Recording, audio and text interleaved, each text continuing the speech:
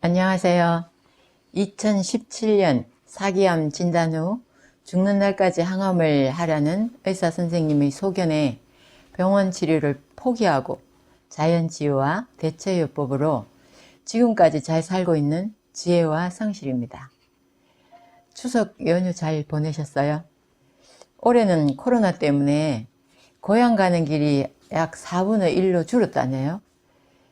저는 추석에 아침마다 그 명상편지 보내주시는 고도원 선생님이 운영하는 충주의 그 깊은 산속 옹달샘에 1박 2일 우리 가족여행을 다녀왔습니다. 며느리 제가 보고 첫 그 명절이라 가족이 늘었죠. 그전부터 저는 며느리 보면 명절에 생소하고 불편한 시댁에 가서 힘들게 일하며 명절 증후군에 시달리게 하지 말아야지 생각했거든요. 명절 후에 이혼율도 급증한다고 하는 걸 보면 아직도 우리 사회는 며느리의 희생을 강요하는 면이 있지 않나 생각이 돼서요. 내 아들이 귀한 만큼 며느리도 남의 집 귀한 딸이잖아요. 힘들게 하면 안 된다고 생각을 해요. 그래서 이번에는 제가 미리 윷놀이 그 윷도 준비를 하고, 또 우리 며느리랑 뭐 상품으로 나눌 그 스카프랑 미리 다 준비를 해갖고 가서 윷놀이 하고 뭐 막 신났다고 막 소리 지르고 진짜 즐겁게 보냈어요. 우리 아마누들도 조금이라도 가족끼리 모이면 즐거운 시간을 가지는 게 우리 건강에 훨씬 도움이 되지 않을까 생각을 합니다. 그리고 또 이달에 많은 우리 회원님들이 단톡방에서 후원금을 많이 보내주셨어요. 그래서 아마누들에게 관장커피, MSM, 비타민C, 하루녹즙, 균사체, 구충제 등을 다 보낼 수 있었습니다. 이번에도 조금 제가 부담을 느낄 만큼 많이 보내주신 분들이 계셨어요. 부산에 센텀 의료재단 이사장님 얘기하지 말랬는데 100만 원 후원을 해주셨어요. 제 강의를 제가 유튜브를 1분부터 지금까지 다 봤는데 그걸 뭐 강의료로 해도 100만 원은 부족하다. 난 너무 도움을 많이 받는다 하시면서 이 이사장님은 현대의료 그 재단의 이사장님이신데 이렇게 큰 돈을 보내주셨고요. 상담 오신 송기정님 상담료를 또 50만 원씩이나 보내주셨어요. 이곳의 숲속 고요마을 원장님이 또 30만 원 해주셨고, 미국에 계신 또 유일애님 20만 원, 미국의 최세영님 10만 원 등 후원금과 상담료를 해외에서까지 보내주셨습니다. 그 외에도 또 우리 단톡방 회원들 뭐 5만 원, 10만 원, 만 원, 2만 원 뭐 형편대로 막 많이 보내주셨고, 또 구충제를 보내주신 분들도 계셨고요. 직접 생산하시는 자수정 광산에서 그 자수정 비누를 보내주신 분도 계셨어요. 조금 이제 비누 양이 적어서 하나씩 나눠드려도 다는 못 드렸는데, 우리 회원님들 모두 일일이 이름을 다 말씀드리긴 힘들지만 정말 감사를 드립니다. 이 모아진 돈으로 다 챙겨 보내드리고 정산은 우리 회원님 단톡방에 올려드리겠습니다.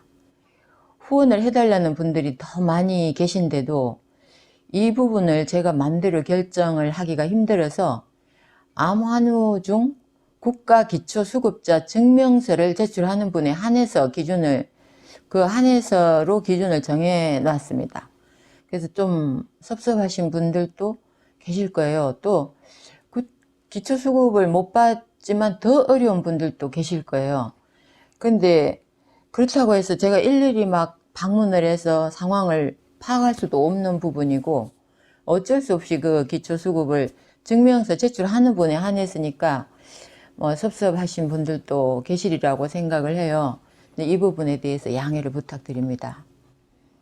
오늘은 암을 더 가중시키는 분노와 슬픔에 대해서 말씀을 드릴까 합니다. 분노와 슬픔, 우리 암은 스트레스를 먹고 사는 게 암이에요. 가만히 있다가 이 암이, 저도 지금 암을 갖고 있지만 우리 암환우들끼리 모여서 얘기를 해보면 가만히 있다가 스트레스를 왕창 받으면 암이 막 이렇게 찌릿찌릿하면서 아픈 그런 느낌이 있다고들 하거든요. 저만 느끼는 게 아니라 다 느껴요. 이제 물론 내장에 있는 암은 그런 감각기관이 좀 둔하니까 덜 느끼지만 외부에 돌출된 암이나 피부암이나 이런 이제 복막 쪽, 유방 쪽 이런 암들은 바로 느낍니다. 그렇기 때문에 우리가 이 암을 가중시키는 그 분노나 슬픔, 우리 명절이든 어디든 가족들이 모여서 싸움을 한다거나 뭐 싫은 소리를 한다거나 이런 굉장히 암 환자한테 해로운 거니까 오늘 그거에 대해서 한번 말씀을 드릴까 합니다. 이 책에는 아드레날린이 증가하면 면역 기능이 저하된다고 했습니다. 아드레날린이 뭐냐? 굉장히 스트레스를 받을 때, 분노나 슬픔이 있을 때 우리 몸에서 분비되는 독성에 가까운 호르몬입니다. 물론 그 호르몬이 유익한 부분도 아주 미세하게 있긴 해요. 하지만 그 호르몬이 많이 나온다면 암은 절대 고칠 수 없다고 많은 책에서 나옵니다. 암은 마음의 병입니다. 그 진실은 엄청나게 많은 세계 각국의 임상예로 계속 증명되고 있습니다. 1983년 미국에서 흥미있는 실험이 행해졌습니다. 하버드 대학 의학부를 비롯한 공동 연구팀은 스트레스에 방출되는 호르몬의 일종인 아드레날린이 면역 기능에 어떤 영향을 미치는지에 대한 실험을 했습니다. 우선 피실험자에게 아드레날린 호르몬을 뽑아서 주사를 했다고 그래요. 그 다음에 30분 뒤에 그들의 면역 기능을 측정을 했더니 확실히 저하됐습니다. 병원균이나 암세포를 공격하는 림프구의 수가 주사 전보다 감소한 겁니다. 이것은 NK세포 등이 급격히 감소했음을 뜻합니다. 아드레날린은 별칭으로 분노 호르몬, 공격 호르몬으로 불리기도 합니다. 불쾌한 자극을 받으면 체내 분비량이 증가하기 때문입니다. 이 실험은 아드레날린 증가는 바로 림프구, NK세포의 감소를 입증하고 있습니다. 그러니까 우리가 NK세포가 있어도 제대로 활동을 못하는 그것도 중요하지만 NK세포 자체가 감소하는 것도 굉장히 중요한 거죠. 그런데 화가 나면 막 사람들이 고함을 지르잖아요. 근데 고함 치는 것만으로도 암은 증식한다고 했습니다. 이 실험 결과에서 놀라운 건 피실험자에게 주사한 아드레날린의 양이 일상의 사소한 스트레스나 말다툼만으로도 분비되는 양이라는 점입니다. 그러니까 우리는 그냥 일상에서 뭐 조금만 스트레스 받는 거, 또 말다툼하는 거 이런 건 뭐 큰 스트레스가 아니니까 별거 아니다 생각하지만 그렇지 않더라는 거예요. 이 인체를 조사를 해보니까. 연구팀의 일원인 존 보리센코 박사, 이분은 세포생물학 박사입니다. 이분이 알기 쉽게 이렇게 설명을 했습니다. 우리가 큰 소리로 고함을 치면 우리 혈중에 피실험자에게 주사한 것과 같은 양의 아드레날린이 분비된다. 그러니까 막 화가 나서 막 소리 지르는 사람들 있잖아요. 그분들도 상당히 아드레날린이 많이 분비된다고 해요. 우리는 평소에 조그만 일로 화가 나는 경우가 많습니다. 그런데 그 순간 피실험자에게 주사된 양과 거의 같은 양의 아드레날린이 혈중에 분비되고 있는 것입니다. 그러니까 그만큼 면역 기능, 즉 림프구의 수는 격감한다는 거죠. 면역을 담당하는 림프구의 수가 줄어들면 면역은 떨어지고 암세포는 쉽게 증식을 하죠. 그러면 림프구로부터 공격받고 있던 암세포는 급속히 증식해 그 기세가 한층 가속된다고 합니다. 아주 사소한 불쾌감이라도 이것은 암세포를 기쁘게 해서 증식시킵니다. 이 진실을 하버드 대학교 실험이 입증한 것입니다. 옛날부터 성질이 급하면 손해를 본다고 했고요. 웃으면 복이 온다. 화를 내면 화가 온다고 했습니다. 이와 같은 속담에 의학적인 진리가 숨어 있었다는 거죠. 그런데 우리가 분노와 슬픔은 다른 감정이에요. 슬픈 감정과 분노의 감정은 분명히 우리가 느끼기엔 다른 감정인데 불쾌감뿐만 아닙니다. 긴장이나 공포나 불안이나 슬픔 등 이 전부 우리 감정을 다운시키는 마이너스 감정, 이 마이너스 감정도 면역세포를 급감시킨다고 합니다. 절망이나 증오, 고독 등의 감정도 마찬가지입니다. 이들은 부정의 감정이라고 불립니다. 1967년 영국 글래스고 대학의 데이비드 키센 박사는 500명의 폐암 환자를 조사해서 이들 중 많은 수가 부모, 형제, 배우자 등 가족의 일원을 잃었다는 사실을 확인했습니다. 이것을 뒤쫓는 암이라고 합니다. 제가 아는 분도 남편하고 굉장히 사이가 좋았고 굉장히 그 남편분이 애처가였어요. 아이들한테도 굉장히 잘했고, 그런데 어느 날 갑자기 교통사고로 돌아가셨어요. 그 교통사고로 돌아가시고 이분이 6개월 동안 집 밖을 안 나갔다고 해요. 계속 방에서 그 슬픔이 너무 심해서 햇볕을 볼 수가 없더라는 거예요. 그러니까 그 우울증이 말도 못했겠죠. 결국은 그분이 폐암이 왔어요. 그래서 폐암으로 고생을 하다가 지금은 이제 거의 뭐 다 좋아져서 건강하게 잘 살고 계신 분 제가 알고 있고요. 그 다음에 또 한 분은 50대에 유방암에 걸렸어요. 근데 그분이 지금은 70대인데 유방암에 걸린 당시에는 의료보험이 안 됐답니다. 암 치료에. 그래서 이분이 그때는 뭐 암 진단 받으면 집안을 말아 먹는다고 할 정도로 돈이 많이 드니까 지금도 뭐 암 의료보험 된다 해도 돈이 많이 들긴 해요.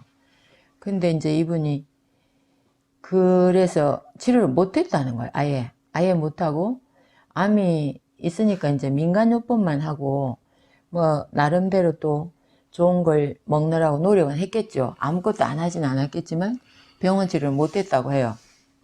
그런데 20년이 그대로 암이 자라지 않고 그대로 있더라는 거예요. 그런데 최근에 이 암이 막 움직이면서 겨드랑이로 막 커지면서 가더라는 거예요. 근데 이분의 두 따님이 암에 걸렸어요. 그리고 작은 따님은 좀 많이 심각해서 위독하고, 큰 따님은 유방암에 걸려, 작은 따님은 췌장암인가 하여튼 그래서 좀 심각한 걸로 제가 알고 있는데요.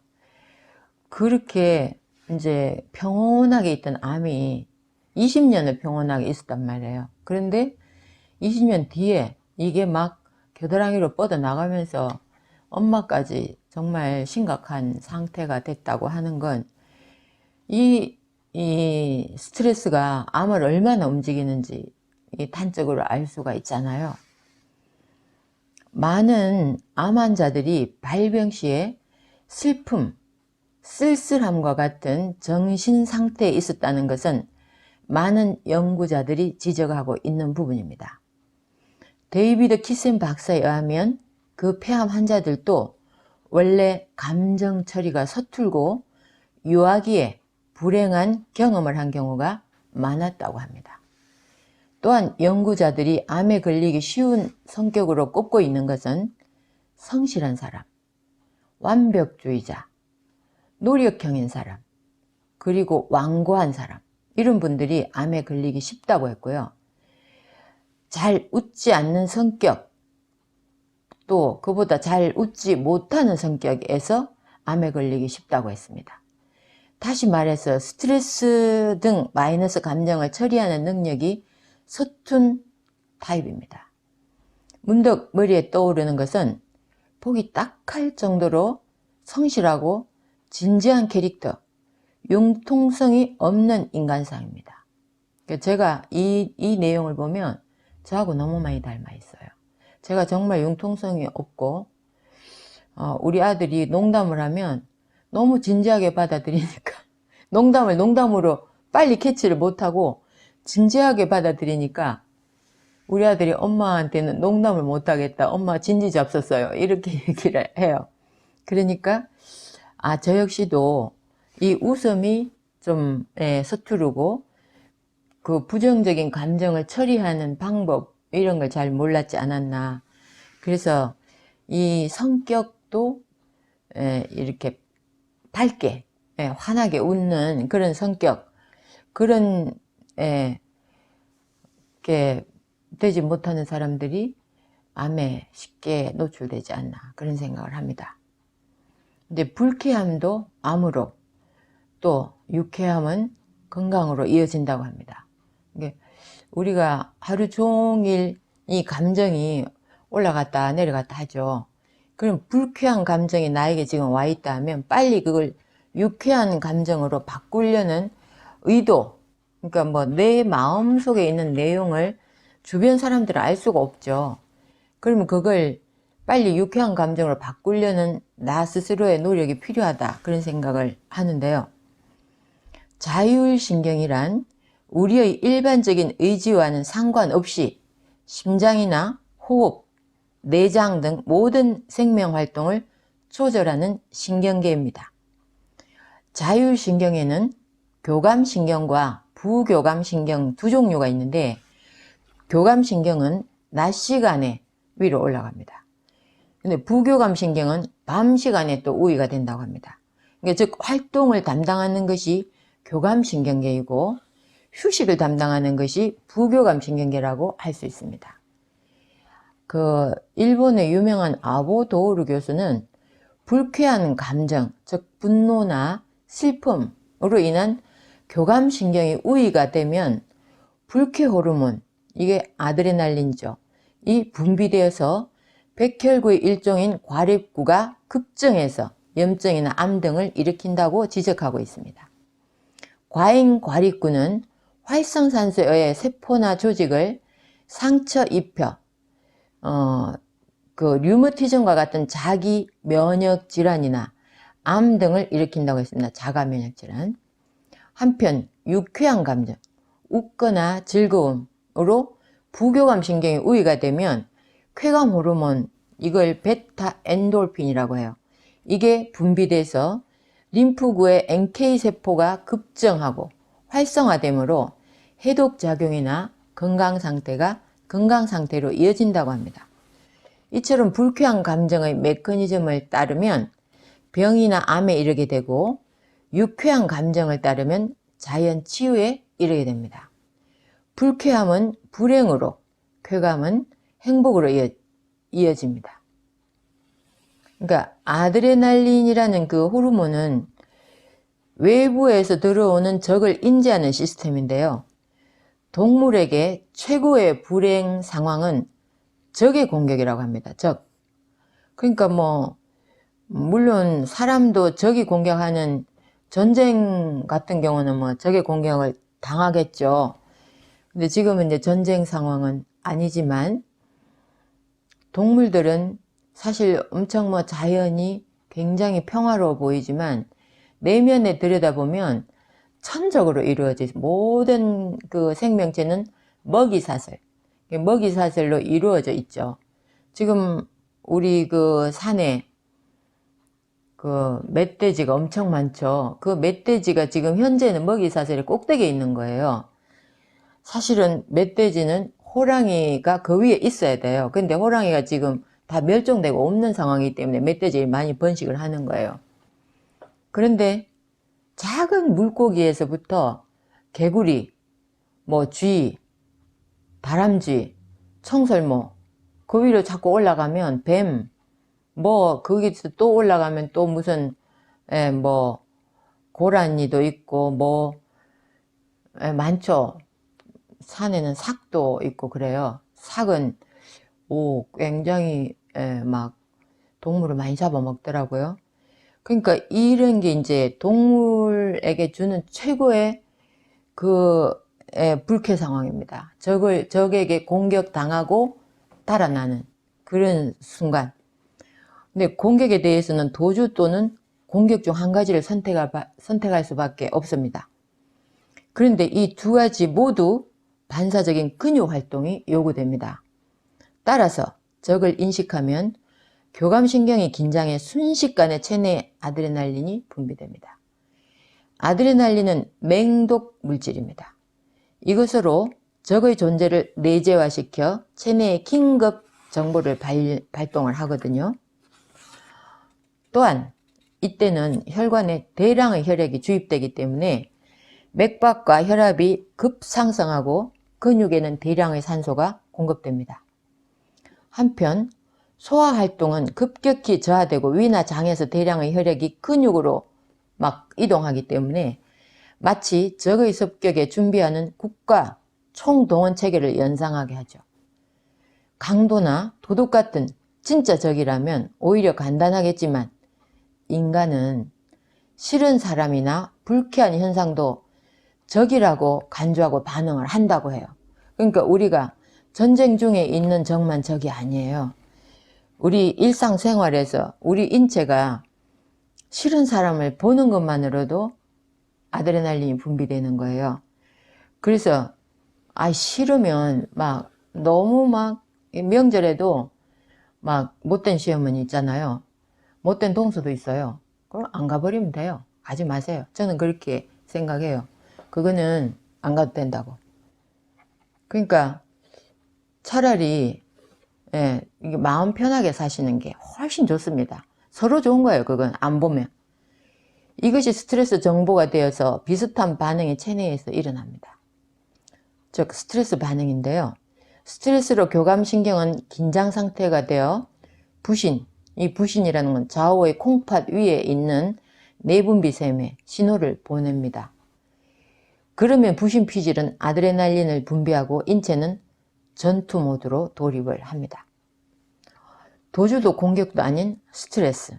이건 정말 우리가 뭐 살면서 스트레스 받는다고 도주하거나 공격하진 않잖아요. 근데 스트레스를 받는 사람은 계속 받아요. 이렇게 되면 잽싸게 도망가거나 상대를 때려 눕히는 방법밖에 없지만 그런데 이것은 간단하지가 않습니다. 애매모호하게 어정쩡한 웃음을 짓는 중에 이마에 식은땀이 배고 스트레스를 받았을 때 가슴이 답답하고 위가 아프기도 합니다. 갈 곳을 잃은 아드레날린이나 과립구가 자신의 체내를 파먹기 시작하는 것입니다. 이때는 보통 뭐 성질이 좀 욱하는 사람들은 물건을 집어 던지면서 다른 곳에 화풀이를 하거나 화수를 마시고 막 악담을 하고 스트레스를 풀죠. 그러면 다시 아드레날린 분비가 진정된다고 합니다. 스트레스를 푸는 사람은. 그런데 스트레스를 푸는데 능숙한 사람과 그렇지 않은 사람이 있어요. 능숙한 사람은 화풀이를 주변에 하는 사람도 있습니다. 이제 남자들은 특히 이제 직장에서 막 스트레스를 받잖아요. 그럼 집에 와서 그 화풀이 하는 사람이 있어요. 가끔 저는 자주 법륜스님의 증문즉답이라는 게 있어요. 여러분도 저는 그걸 참 보면 이 마음의 수련에 상당히 도움이 된다고 지금 팁을 하나 드려요. 저는 그 유튜버를 자주 보거든요. 법륜스님 참 존경스러워요. 그분은 기독교, 불교 다 통달하신 분 같아요. 성경 말씀도 자주 인용을 하시고 법문, 불교도 자주 인용하시고 하는데 그분에게 막 고민 상담을 하는 분들이 많이 있죠. 그 증문즉답에서. 그런 내용을 보면 뭐 남편이 직장에서 스트레스 받으면 집에 와서 막 다 푸는데 너무 힘들다 막 이런 얘기 하는 분들이 있거든요. 근데 그것도 남편은 스트레스를 풀지만 그 아드레날린을 분비를 줄이지만 또 그걸 받는 그 말을 듣는 것 자체로도 아드레날린이 분비된다고요. 가족은. 그렇기 때문에 웬만하면 스트레스 푸는 방법을 서로 협의를 하고 좋은 쪽으로 방향을 바꿔야 될 것 같아요. 집에서 미움받는 자식이 밖에서 활개치고 오래 산다는 말이 있다고 해요. 이게 일본인이 쓴 책인데 일본에는 그런 말이 있나 봐요. 우리나라에는 그런 말이 없는 것 같은데 이 역시 스트레스를 타인에게 전가하고 있기 때문이라고 합니다. 하지만 스트레스를 굳이 그렇게 풀려고 하지 마시고요. 취미, 스포츠 활동 이런 걸로 남에게 피해를 주지 않는 스트레스 해소법이 있다고 하거든요. 아니면 그런 그 법륜 스님의 뭐 정문즉답이나 그런 걸 보면서도 나하고 상당히 연관되는 내용들이 많이 나와요. 그걸 보시면. 그래서 저는 그걸 늘 보면서 많이 스트레스, 내가 이분 말씀처럼 내가 마음을 이렇게 비우면 되겠네, 이렇게 생각하면 되겠네, 이런 걸 많이 배우는데 그런 내용도 스트레스를 푸는 방법이 아닐까 이런 생각을 하고요. 저는 책을 읽으면서도 스트레스 푸는 방법을 많이 응용은 했는데 그래도 암에 걸린 거 보면 제가 스트레스 푸는 게 그러니까 뭐 완벽하지 않았던 거죠. 근데 슬픔에서 오는 스트레스도 면역을 저하시킵니다. 보통 스트레스를 푸는데 능숙하지 않은 사람은 성실한 타입이 많다고 합니다. 이들은 흔히 스트레스를 쌓아두기 때문에 아드레날린의 독소로 면역력이 저하되어 류마티즘 등 자가 면역질환이나 감염증, 암 등으로 고통을 받게 됩니다. 이러한 사람들의 교감신경은 항상 긴장 모드로 우위에 있어 긴장 완화를 관장하는 부교감신경은 우위가 될 틈이 없다고 합니다. 이게 부교감신경이나 교감신경이 늘 같이 있진 않아요. 낮에는 교감신경이 좀 우위에 있다가 밤에는 부교감신경이 올라가서 이걸 좀 누르고 이런 게 왔다 갔다 하면서 서로 이렇게 이게 올라가면 얘가 내려가고 뭐 이런 식으로 시소 게임을 하는데 이게 밤에까지 그 계속 스트레스를 쌓아 놓으면 이 부교감 신경이 우위가 될 틈이 없다는 거죠. 24시간 내내 긴장 상태에 있는 것과 마찬가지므로 암과 같은 질환에 걸리게 되는 겁니다. 그러니까 암에 걸리는 사람의 성격이나 이런 것도 잘 관찰하고 웃음치료 이런 것도 상당히 도움이 된다고 봅니다. 노여움이나 분노 같은 스트레스는 이와 같은 메커니즘으로 몸에 악영향을 미칩니다. 한편 슬픔과 같은 스트레스는 뇌의 지상하부를 자극해서 복잡한 경로를 거쳐 부신피질에 도달한다고 합니다. 그러면 그 슬픔 때문에 나오는 호르몬은 일반 그 스트레스 호르몬인 하고 달라요. 이건 또 코르티코스테로이드. 좀 이름이 길죠. 코르티코스테로이드라는 호르몬을 슬픔 호르몬이라고 해요. 이것은 아드레날린과 같은 역할을 하면서 마찬가지로 림프구 NK세포를 급감시켜 활성을 막는다고 합니다. 이렇게 슬픔도 면역력을 저하시킵니다. 이 코르티코스테로이드는 우울증 환자의 부신에서 대량 분비된다고 합니다.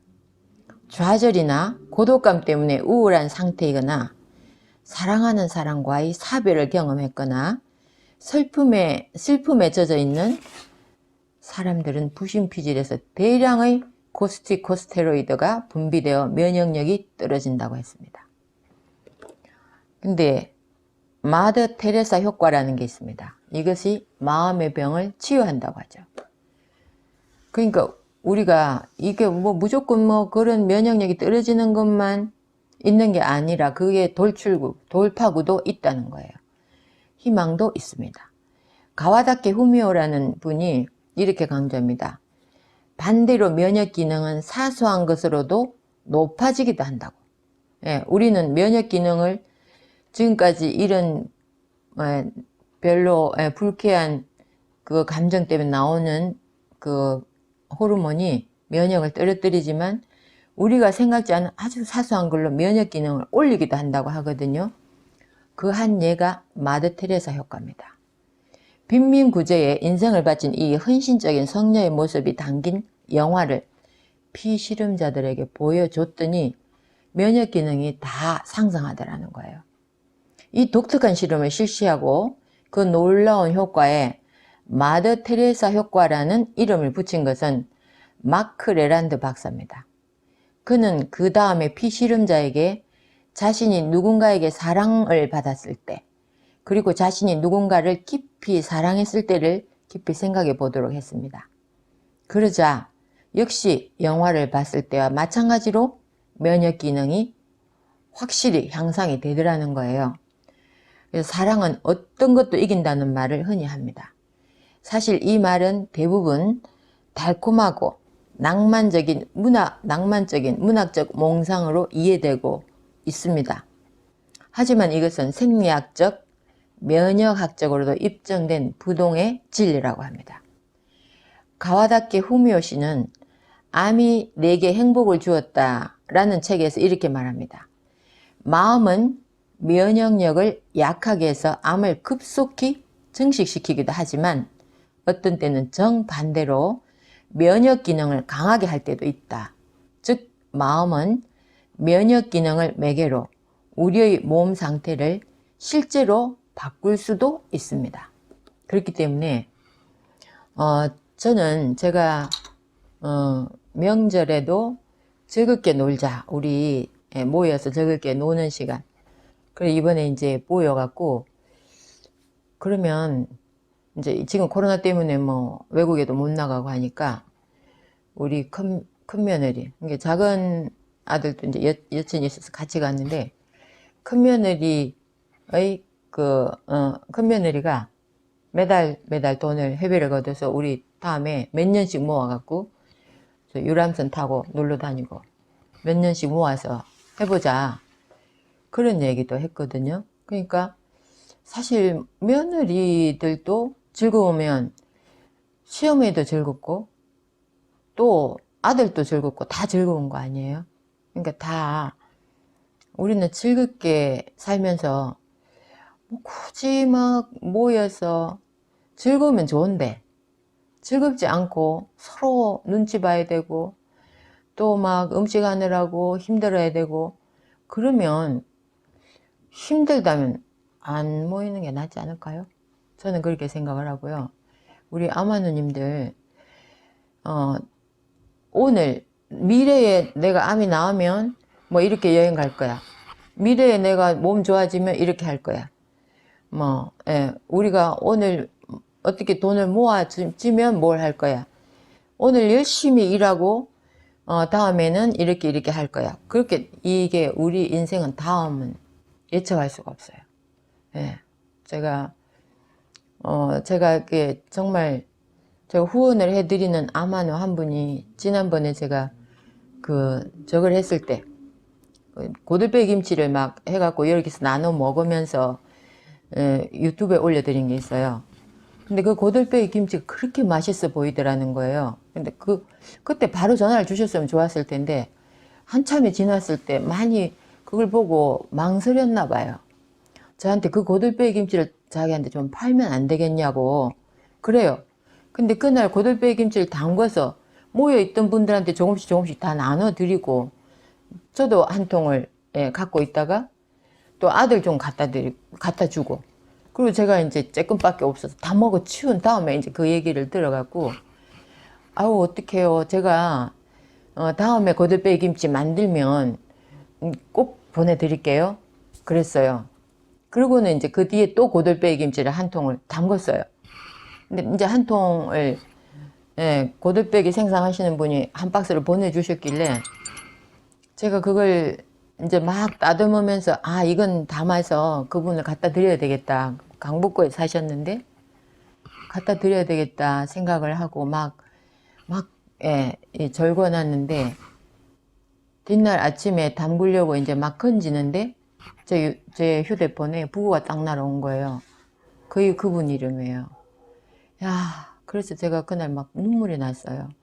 이걸 담아서 갖다 주려고 마음을 막 즐겁게 하고 있는데 부고가 오길래 그래서 우리 아마누들은 미래에 행복하리라 생각하지 마시고 지금 당장 오늘 하루 행복하세요. 지금 이 시간이 제일 중요하다고 생각을 하시고요.